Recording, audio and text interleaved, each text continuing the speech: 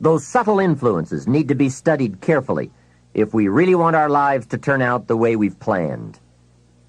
Now, on this major point, let me give you 3 key questions to ask. This may help you to make a better analysis of your current associations. Here is the first question. Who am I around? Good question. Make a mental study of the major people with whom you most often associate. You've got to evaluate everybody who is within the circle of being able to influence you. So, major question, who am I around? Next question, what are they doing to me? That's a major question to ask. What have they got me doing? What have they got me listening to? What have they got me reading? Where have they got me going? What have they got me thinking? How have they got me talking? And how have they got me feeling? What have they got me saying? You've just got to make a serious study of how others are influencing you, both negatively and positively. Now, maybe the influence of all those around you is okay, but just ask yourself. It doesn't hurt to ask. Who am I around, and what are they doing to me? Now, here's the final question. Is that okay? Maybe the people you associate with and their collective influence is okay, but then again, maybe it's not. All I'm suggesting here is that you take a close and objective look. Everything is worth a second look, especially the power of influence. Positive influence can have an incredible effect on your life, but so can negative influence. Both will take you somewhere, but only one will take you in the direction you truly wish to go. It's so easy just to dismiss the things that influence our lives. The man says, I live here, but I don't think it matters. I'm around these people, but I don't think it hurts. I would take another look at that. I've got a good phrase for you. Everything matters. Now, sure, some things matter more than others, but everything matters. Everything weighs something. So you've got to keep checking to find out whether associations are tipping the scales toward the positive or toward the negative. It doesn't hurt to look, right? Ignorance is never the best policy. Finding out is the best policy. Remember, part of the purpose of this program is to get us to say, the days of kidding myself are over. I really want to know what I have become and what I am becoming. I want to know where my strengths and my weaknesses lie. What has power over me? What's influencing me? What have I allowed to affect my life? Perhaps you've heard the story of the little bird. He had his wing over his eye and he was crying. The owl said to the little bird, "You're crying." "Yes," said the little bird, and he pulled his wing away from his eye. "Oh, I see," said the owl. "You're crying because the big bird pecked out your eye." And the little bird said, "No, I'm not crying because the big bird pecked out my eye. I'm crying because I let him." Hey, it's easy to let influences shape our lives, to let associations determine our direction, to let persuasions overwhelm us, to let tides take us, to let pressures make us. The big question is, are we letting ourselves become what we wish to become? In this most important subject of association, here are some actions you may want to take. First, disassociation. You may, after a study of those 3 questions, who am I around, what are they doing to me, and is that okay, you may come to the serious conclusion that there are some people you just have to break away from. I'm not saying that it's an easy step to take, and it's not to be taken lightly. However, I am saying it may be an essential task. You may just have to make that hard choice not to let certain negative influences affect you anymore. Remember, it could be a choice that saves the quality of your life. The second action you may want to take is limited association. It could well be that you are spending too much time in a certain area of your life with a certain group of people. It's easy to put time and effort in the wrong place. The guy spends 3 hours at the ball game and 30 minutes listening to the sermon. See, that's called out of balance, 30 minutes for spirituality, 3 hours for entertainment.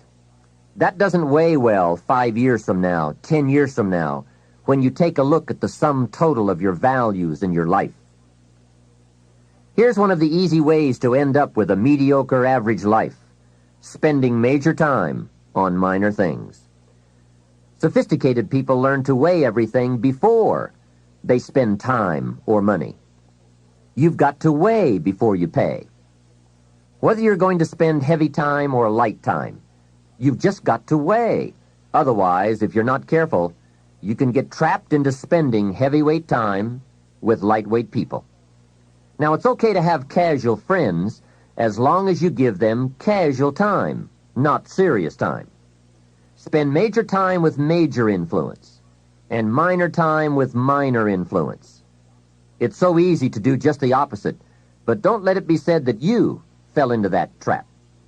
So maybe all you need to do to change some of the influences in your life is not to eliminate them, but merely limit them. Say, I have a good time with these people, but I'm not going to spend days and days with them anymore. I'm just going to cut that down and save some of that time for more major people and more major enterprises. Remember, it's your life. You can spend your time with whomever you want and whenever you want. But you didn't invest in this program for me to kid you. Take a look at your priorities and your values. We have so little time at our disposal. Wouldn't it make sense to invest it wisely? If you have only $100 in your pocket, it's okay to spend $20 for fun and put $80 toward your important values and commitments. But would you be happy reversing those percentages?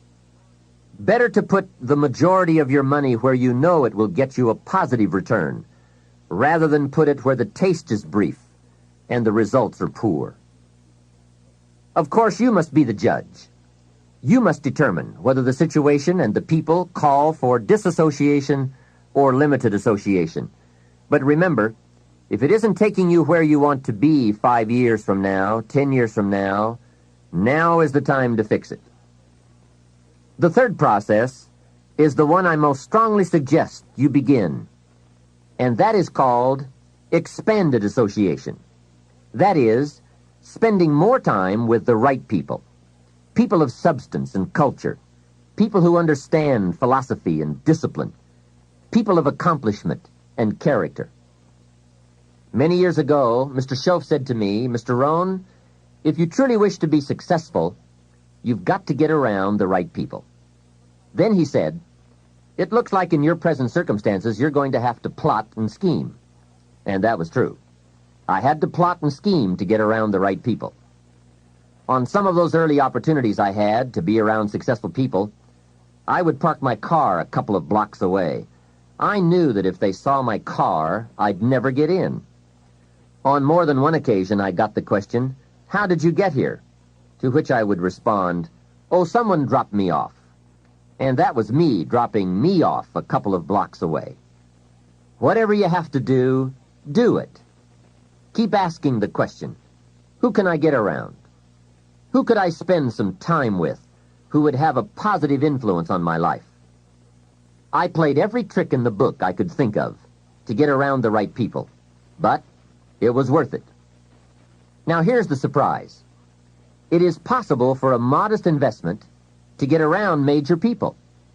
If you had a chance to sit down for an hour or two with a wealthy person, and all that you had to do was to pick up the lunch tab, wouldn't that be a bargain? That person might drop an idea on you that could change your life. For a lunch tab. And that's where we need to go to get our success plan, from successful people. Don't pick up your plan, especially your financial plan, from unsuccessful people. Here is something else exciting. It's possible for people of modest means to start a wealth plan. You don't have to be wealthy to have a wealth plan. You don't even have to be healthy to start a health plan. All you have to be is smart. Smart enough to say, hey, I've got the wrong plan, and I'm going to get around someone who has a better plan and make it my plan. So, find some successful people to help you fill out your success plan. Find somebody healthy to get your better health plan going. Find somebody living a unique lifestyle to develop your lifestyle plan. This is called association on purpose, getting around the right people by expanding your circle of influence. I have a really unique friend. I'm always trying to find more ways to spend more time with him. He's the big game hunter, millionaire, businessman, traveler, and in my opinion, one of the world's great philosophers. He has two special gifts among many that make it worth all the time I can possibly spend with him. And those gifts are, 1, the ability to absorb, the ability to soak up a day and all of its events. His memory is uncanny. I swear he remembers in detail almost every day of his life and every book he's read. I think it is more exciting for him to go to Spain and come back and tell you about it than it is to go yourself. And the reason is, when he's there, he doesn't miss anything. He picks up the sounds and the colors, the experiences and the happenings. He absorbs like a sponge the sights, the people, the whole scene. Then he has this second unique gift, the gift of expression. He can put all he saw and touched and felt into words, exciting words. When he talks, you can feel the water lapping on your feet. You can see the colors. You can smell the aroma of the flowers and the food. What great gifts to absorb and to express. If I spend a day with him, I get my time's worth. He can put a year into a day's conversation. It leaves you spellbound. He can read a book and with flawless detail give you a capsule version, and more often than not, make it more exciting than if you read the book yourself. From Shakespeare to the Beatles, from Africa to Beverly Hills, he's got it, recorded it, and can express it with spirit and precision. You can imagine what a valuable association this is for me. From this association, I've multiplied my knowledge, my perception, my skill, my enterprise, and my lifestyle many times over.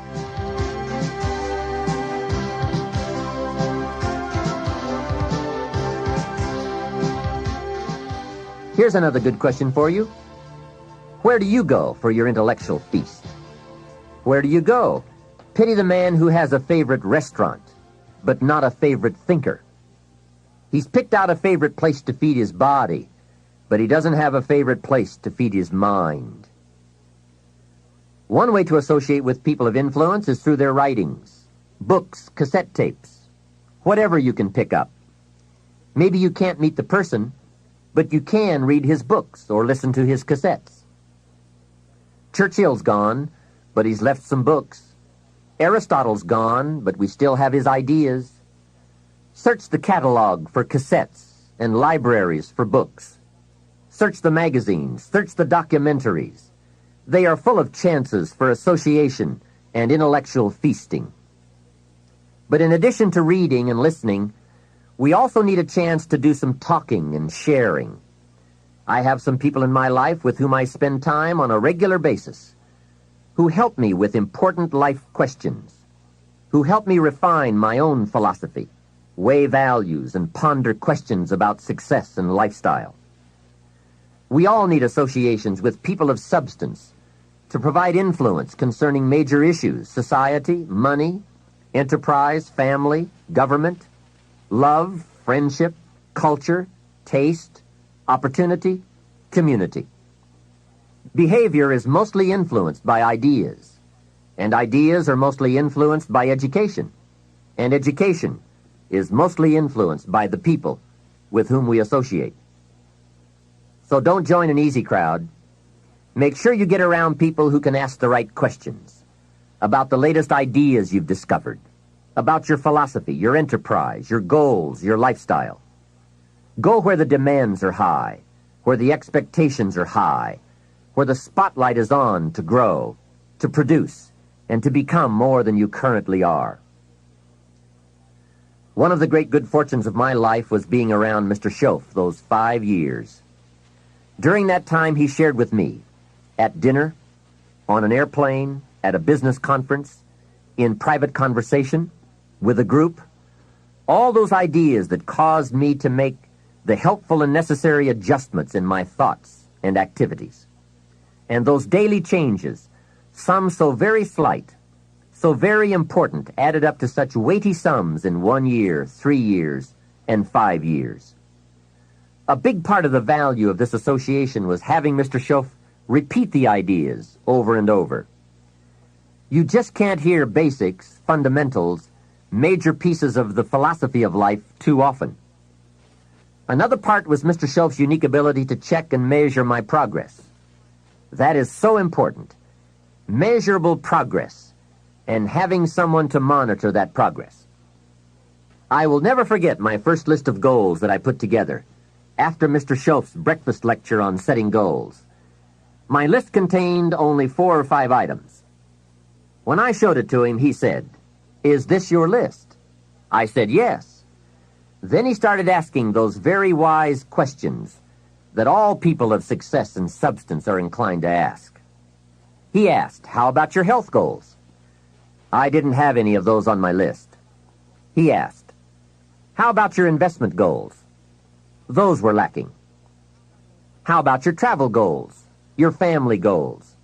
How about your goals for gifts and sharing? Who would you like to meet?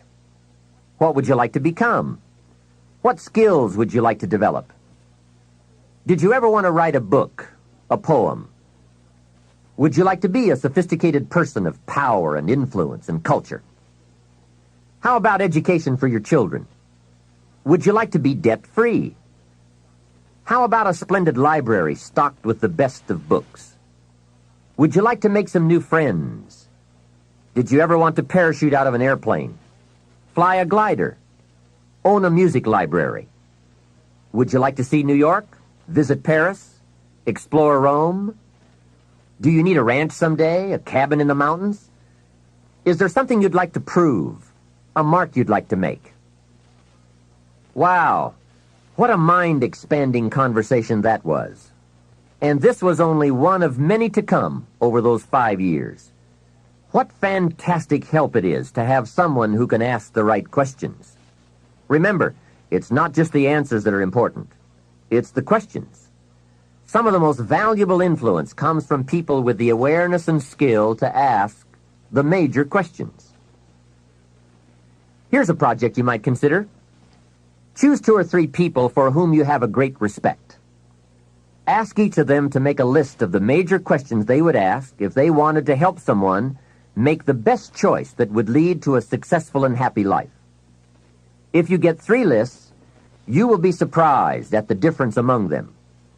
Successful people approach life from a variety of experiences and a variety of attitudes.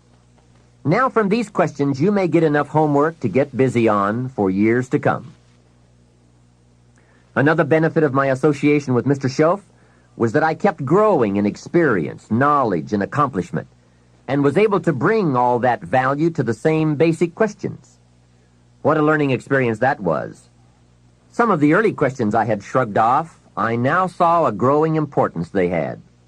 It was really my education that was changing, not the questions. It's like reading the Bible or listening to cassettes. When you have some added, measurable experience, you now bring to the reading and listening a new worth. You now listen and read at a new level. And the substance gleaned, the wisdom gathered from that new level can well be where your fortune and the best of your lifestyle can be developed. One more thought, and that is, strive to become the kind of person that people of quality and substance would want to be associated with. Become a person of skillful language, positive attitude, well-read and well-disciplined, a person of culture and intelligence. You will be uniquely rewarded by this reputation, drawing exciting people to you. Remember, to attract valuable people, you must be attractive. Association is truly one of the 7 fundamentals to your future wealth and happiness. It has such a major effect on how your life works out. Constantly be aware of the power of influence. Continually weigh your time and your associations and put them to better work for you. Of all the parts of our life we want to work well, perhaps the most important is lifestyle. Mr. Schoaf gave me one of his strongest concepts when he said, "Don't just learn how to earn, learn how to live." And that's what lifestyle is all about. Learning how to live. Here's one of the great challenges of life. Being happy with what you have while in pursuit of what you want. I have found it a practice well worth exercising with skill. Now consider this. Some people have plenty of beautiful things filling their days, but they get little happiness from them. Some people have money, but they have trouble finding joy in their lives. Imagine, a father wads up a $5 bill and throws it at his son, saying, "Here, if you need the darn stuff that bad, take it." Same money, poor style. And remember, it's not the amount that counts. It's the style that counts. Mr. Shove taught me lifestyle in those early days, starting with small amounts. He said, imagine that you're getting your shoes shined, and the shoe shine boy has done a fabulous job. You have one of the world's all-time great shines, so you pay him for the shine. Now you consider from the change in your hand what kind of tip to give him. And the question pops into your mind, shall I give him 1 quarter or 2 quarters for my neat shine? Mr. Schultz said, if 2 amounts for a tip ever come to your mind, always go for the higher amount. He said, become a 2-quarter person. I said, what difference would that make, 1 quarter or 2 quarters? He said, all the difference in the world. If you said, well, I'll just give him 1 quarter, that will affect you for the rest of the day. You will start feeling bad. Sure enough, in the middle of the day, you will look down at your great shoe shine and say, I've got to be cheap. 1 lousy quarter. That will affect you. However, if you go for 2 quarters, Schoaf said you can't believe the feeling you can buy for another quarter. That's lifestyle. Becoming a 2-quarter person and learning to get joy from the greater person you are becoming. A man came up and introduced himself to me after one of my seminars in Detroit, Michigan. And he said, Mr. Rohn, you got to me tonight. I've decided to change my whole life. I said, fantastic. He said, you will hear about it someday. I said, I don't doubt that. Sure enough, a few months later I was back in Detroit for another lecture. And this same man walked up and said, Mr. Rohn, do you remember me?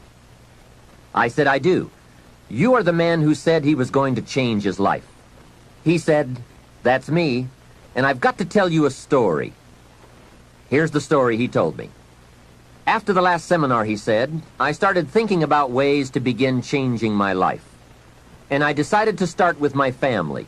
I have 2 lovely teenage daughters, the best kids anyone could ask for. They never give me any trouble. However, I've always given them a hard time, especially as teenagers.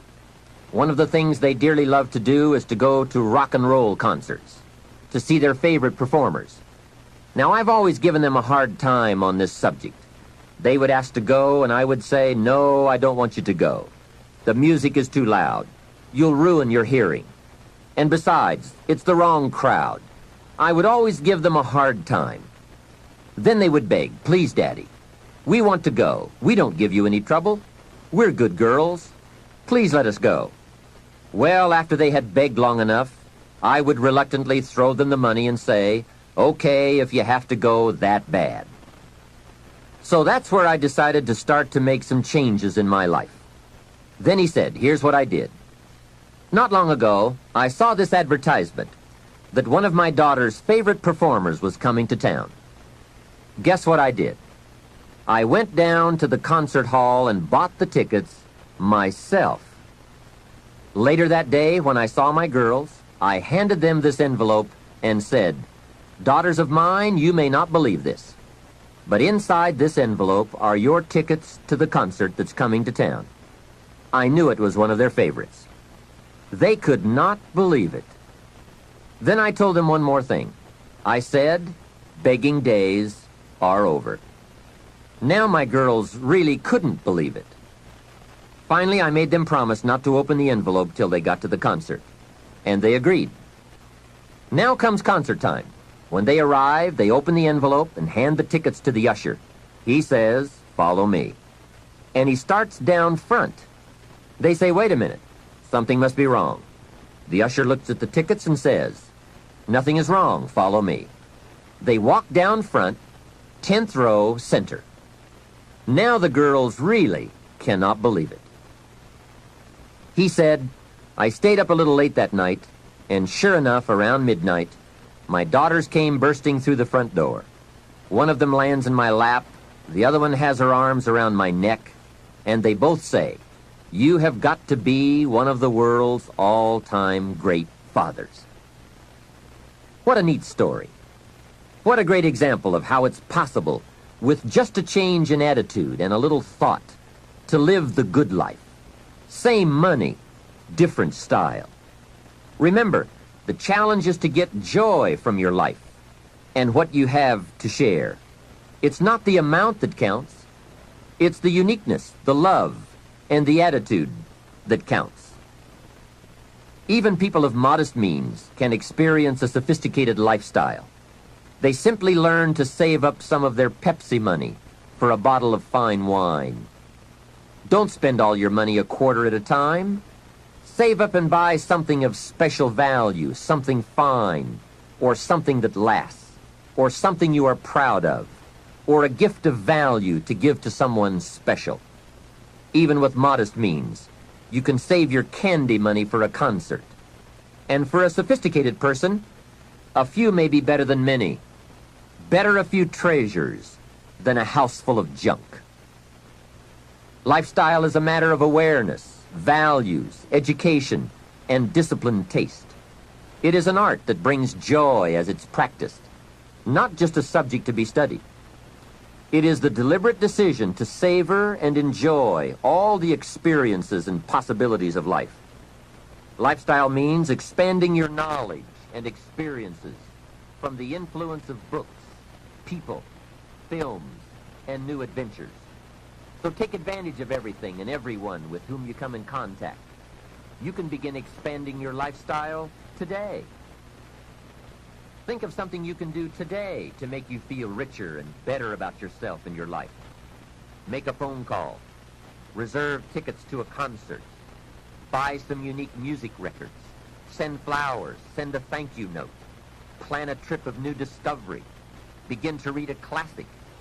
I'll bet that within 50 miles of where you are right now, there are some places you have never seen, some foods you have never tasted, experiences you've never had.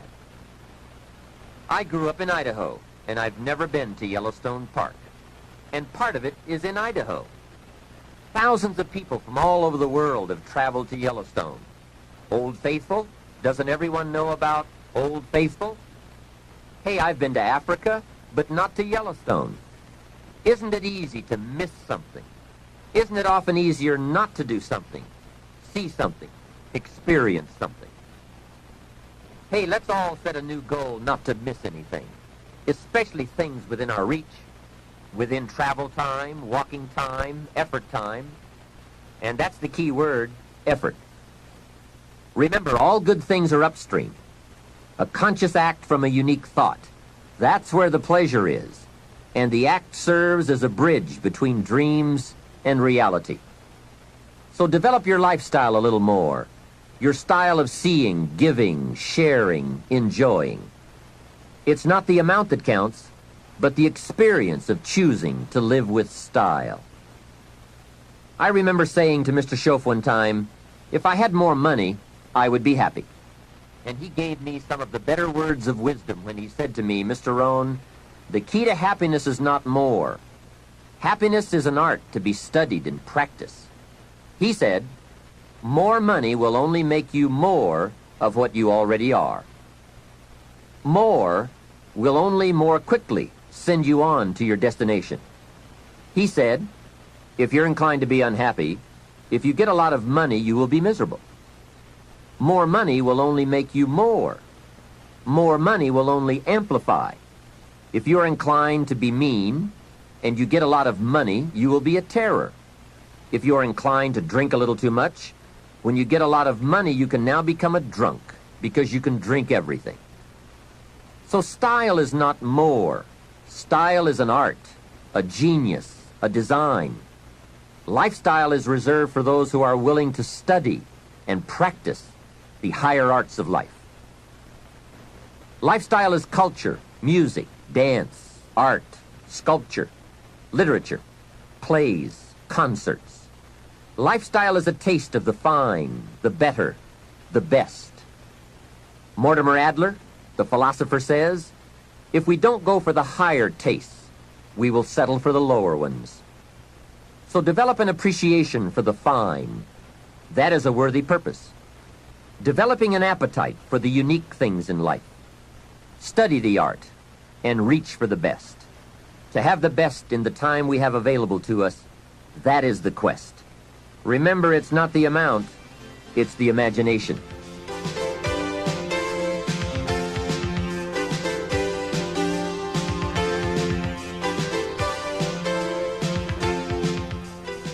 My lady and I were on a trip to Carmel, California one sunny summer day to do some shopping and exploring. I stopped to have the car serviced at a gas station. This young man, about 18 or 19, I would guess, came bouncing out to the car with a big smile and he said, "Can I help you?" I said, "Yes. A full tank of gas, please." Well, not only did he fill the tank with gas, he checked every tire, washed every window, even the moonroof, checked everything, and all the time he was working, he was whistling and singing.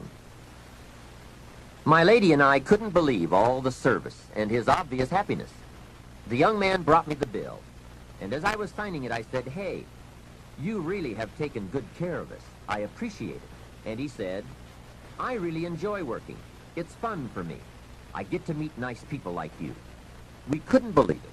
This kid was something else.